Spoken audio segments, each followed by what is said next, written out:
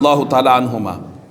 اب فرمایا انفاق مالی، کہ مال میرا ہو اور مال میں خرچ کس پر کرنا ہے؟ خرچ کس پر کرنا ہے؟ کہ رسول اللہ کے دین پر۔ نہیں سمجھ آئی بھئی؟ مال کس پر خرچ کرنا ہے؟ دین مصطفیٰ پر۔ حضور نے اپنے پاس تو رکھنا نہیں تھا، حضور نے تو خرچ کرنا تھا دین پر۔ جب بھی ضرورت ہوئی، دین کو ضرورت ہوئی، حضور کو تو کبھی جتنا بھی مال آتا، اپنا جتنا بھی مال آتا حضور قبول کرتے، اگلا روز سورج طلوع نہ ہوتا تھا سارا مال میرے آقا خرچ فرما دیتے، غریبوں پر لٹا دیتے تھے۔ آقا کا تو یہ عالم تھا۔ اب صدیق اکبر نے یہ نہیں کہا یا رسول اللہ یہ دین کے لیے ہے، علی دین محمد صلی اللہ تعالی وسلم، یہ نہیں فرمایا علی رسول اللہ، رسول اللہ پر، کہ یا رسول اللہ میں تو مال آپ کے پاس لے آیا ہوں، اب آپ چاہیں دین پر خرچ کریں، اپنے پر خرچ کریں، جہاں چاہے خرچ کریں، مال تو آپ کا ہے یا رسول اللہ صلی اللہ علیہ وسلم۔ آپ سمجھے کہ نہیں؟ نہیں سمجھے، نہیں سمجھے۔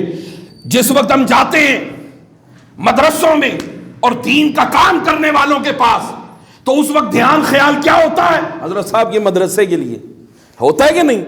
جناب یہ مسجد کے لیے، قمر صاحب جی یہ مسجد کے لیے، یہ کس کے لیے؟ یہ جناب والا مال جو ہے یہ بچوں کے لیے ہے، بچے پڑھتے ہیں نا، یہ مال ہے کوئی صدقہ خیرات کر دیجئے گا، یہ مال ہے کوئی مسجد کا کام کروا دے، یہ مال ہے یہ مدرسے کا کوئی قالین بچھوا دے، ایسا ہی ہوتا ہے نا۔ یعنی اور پھر حضرت صاحب جی اللہ خیر فرمائے، آپ اللہ خیر فرمائے، مگر کوئی ایسا بھی ہے جو یہ کہے کہ یہ مال آپ کے لیے ہے، آپ چاہیں تو بچوں پر خرچ کریں، آپ چاہیں تو قالین لیں، آپ چاہے جو چاہے کریں، کیونکہ آپ کا تو مقصد ہی دین کی خدمت ہے۔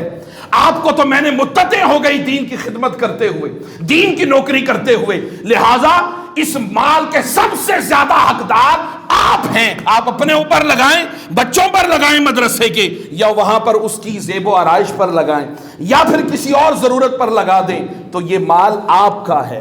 یہ فرمایا حضرت صدیق اکبر کا، میں جملہ آپ کو سمجھا رہا ہوں، جملہ، کہ حضرت صدیق اکبر نے کہا انفاق مالی، میں چاہتا یہ ہوں کہ مال میرا ہو اور کیا ہو؟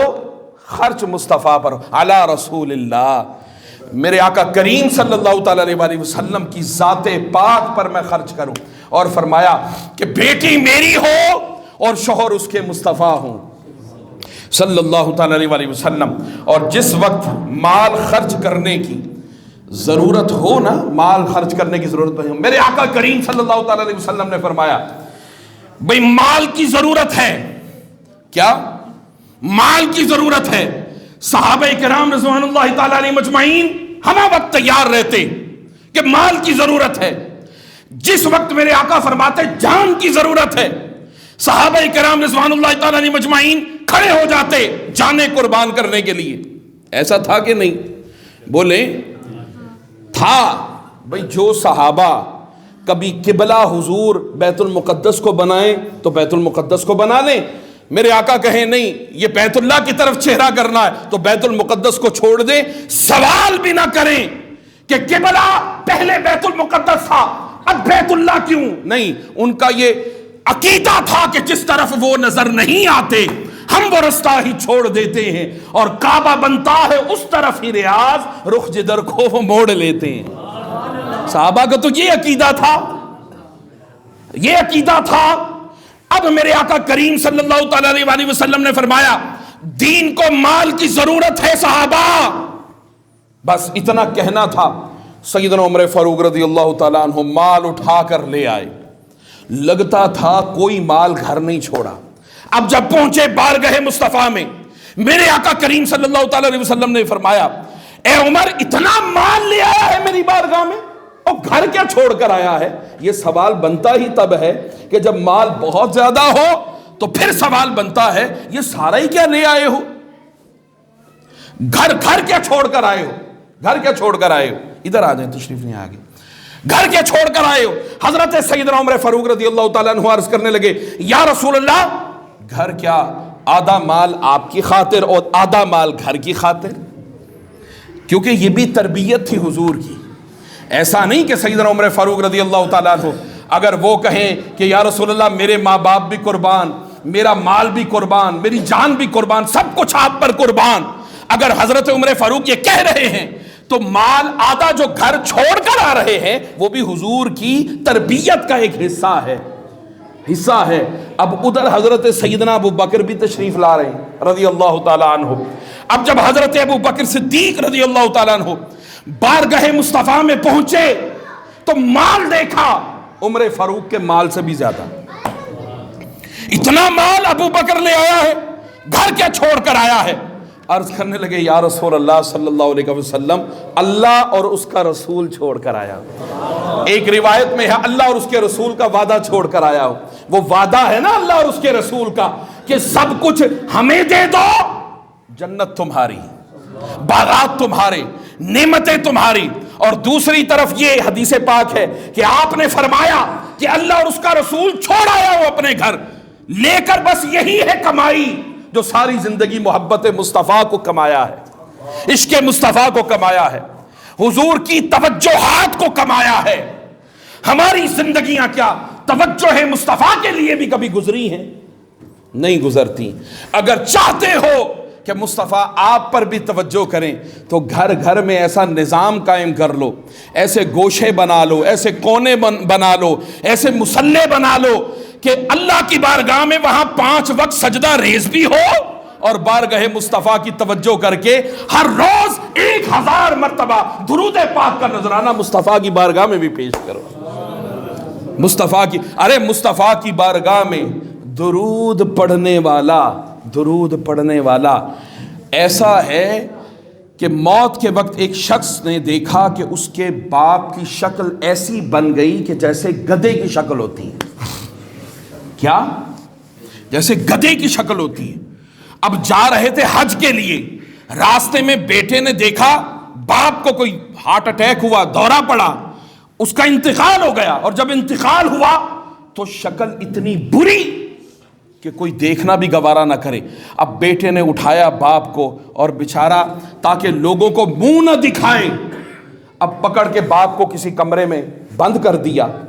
اب خاموش ہے کہ جنازہ ہوگا، جنازے کے لیے لوگ آئیں گے، اس کے بعد لوگ کہیں گے کہ ہمیں چہرہ دکھاؤ، تو یہ چہرہ اپنے باپ کا میں کیسے دکھاؤں گا؟ اتنے میں وہ شخص کہتا ہے کہ میں اسی سوچ میں گم تھا کہ اچانک ایک سفید چہرے والا شخص آیا، اس نے دروازہ کھولا، کمرے میں داخل ہوا، اور داخل ہو کر جب واپس جانے لگا تو میں نے کہا یہ کون شخص ہے جو کمرے میں داخل ہوا بغیر اجازت کے اور واپس جا رہا ہے؟ دوڑا کہ میرے باپ کو دیکھوں تو صحیح حالت کیا ہے اس کی، اس پر کیا گزری ہوگی میرے باپ کا چہرہ دیکھ کر۔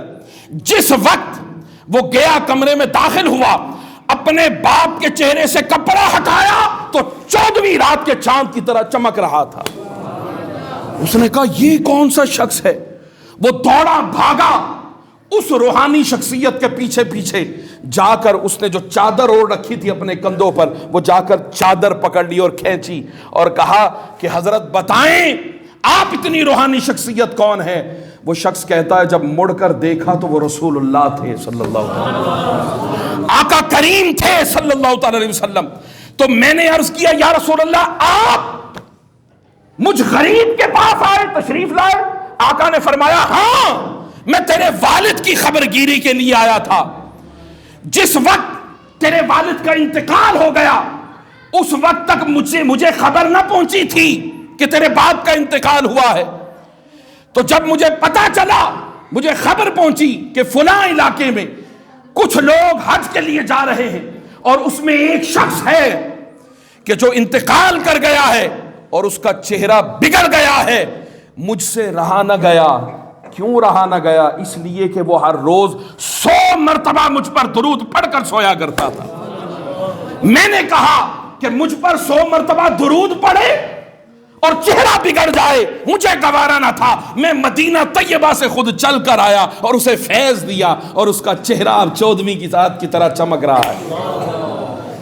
تو میرے آقا کریم صلی اللہ تعالی وسلم خود توجہ فرماتے ہیں۔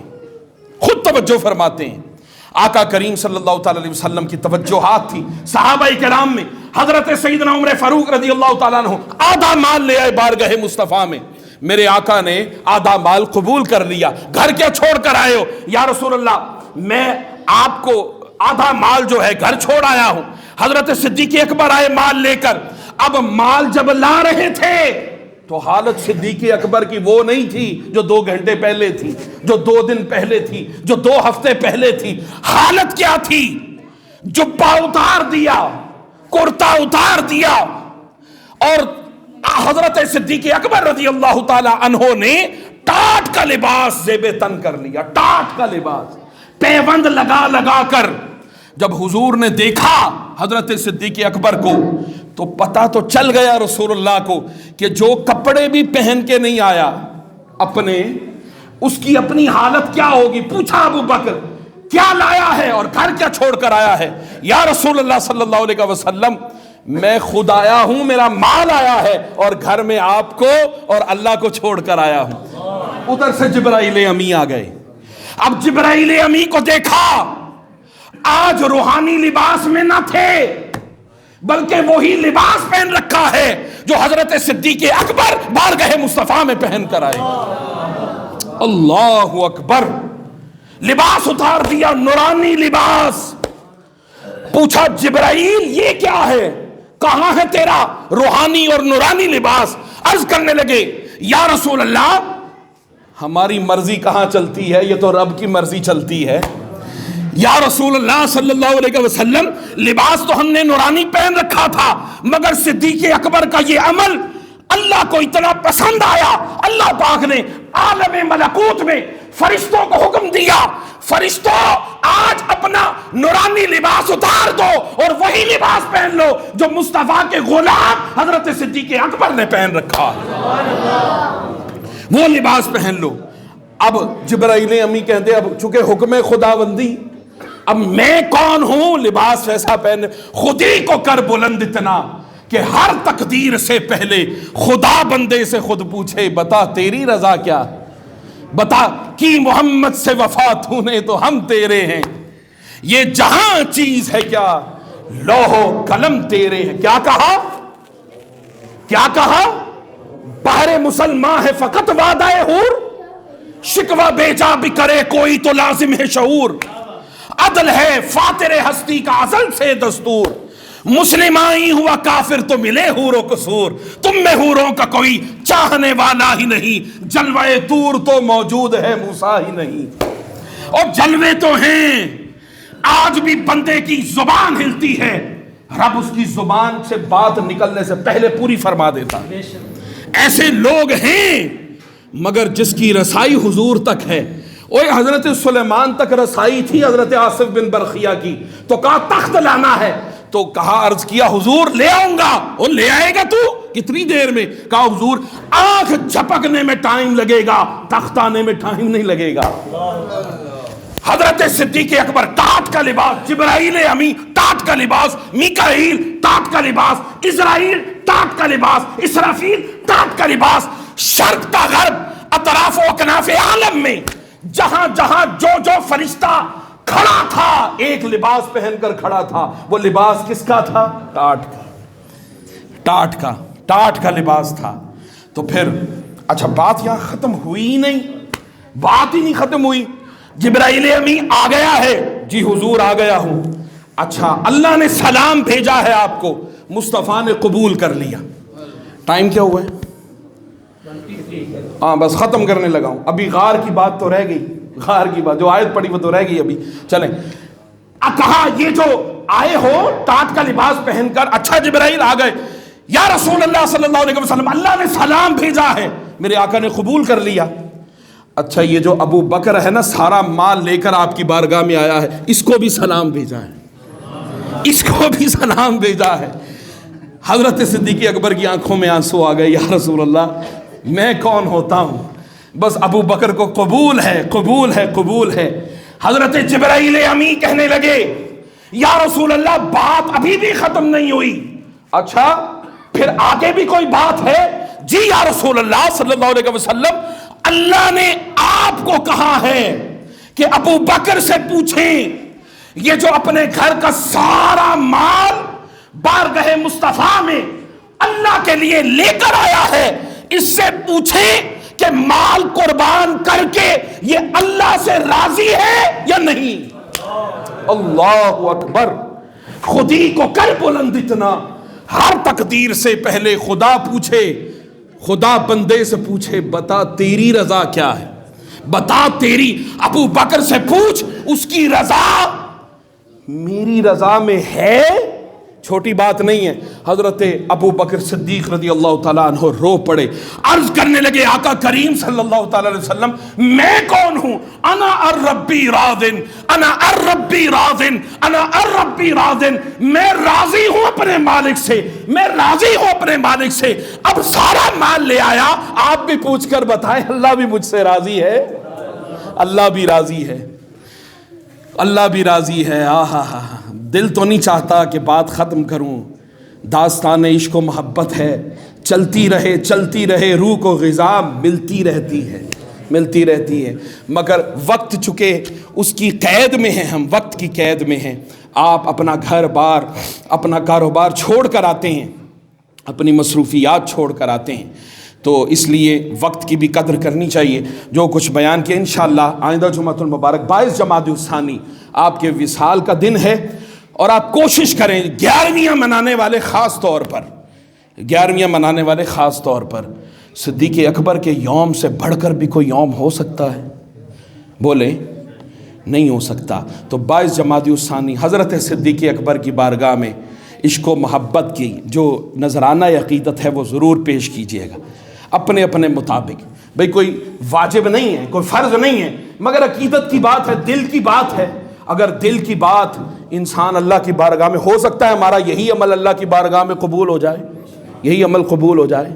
अल्लाह पाक से दुआ है कि अल्लाह रब्बुल इज़्ज़त हमें शान सिद्दीक़ अकबर समझने की तौफ़ीक़ अता फ़रमाए। व मा अलैना इल्लल बलाग़।